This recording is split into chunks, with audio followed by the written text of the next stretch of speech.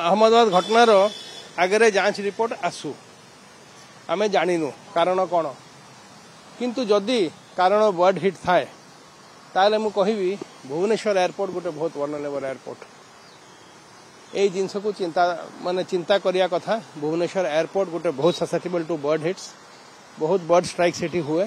आपण आज देखुचंती आमे छिड़ा हेचु रनवे रनवे एठू 200 मीटर डम्बेल एठू 100 मीटर एयरपोर्ट बाउंड्रीटा लगी आमको।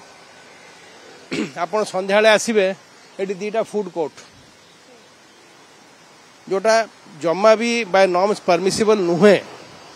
एटी लाइन सारा लोक आसंती प्लेन भी देखंती एटी खियाखी भी करंती आगे।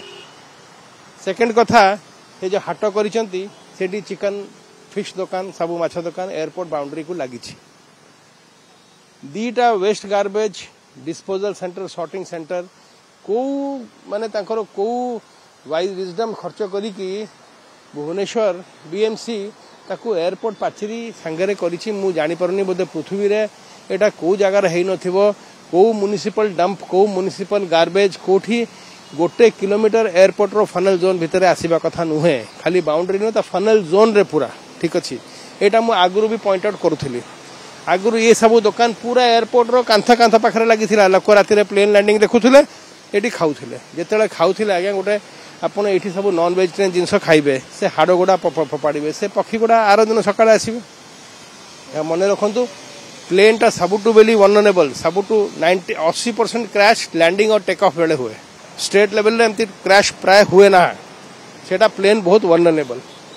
यही सबू जोन को एठू क्लियर कले से दीटा जगार नहीं गले सेठी प्राय 100टा दुकान अच्छी संध्या एठी 100 लोक भिड़ कर जमा हुंती। आज्ञा यही संज्ञाटा अथॉरिटी मानू नवा कथा। आपण ताको हाई रिस्क रे आनी परिबे नाही। मात्र एठू आपण रनवे देखिले प्लेन लैंड करिले 150 मीटर रनवे अछि। आगे ठीक अछि आमे जानिछु एबे जनबसती आपण कंट्रोल करि परिबेनी एटा ऑटोमेटिक हुए सब एयरपोर्ट चारियाडे ये हुए। आमे तो कहबेनी पूरा एयरपोर्ट चेंज करो किंतु आपण बर्ड को 100% एलिमिनेट करि परिबे नाही। एबे भी प्राय अधे फ्लाइट आसीबा पूर्वरु से मनकु साउंड बम फटेबो को पड़े पक्षी मानको भगाया पई पेट्रोलिंग करंती जीप रे। मु निजे देखिछि आगे मु ए एयरफील्ड रे फ्लाइंग करिछि।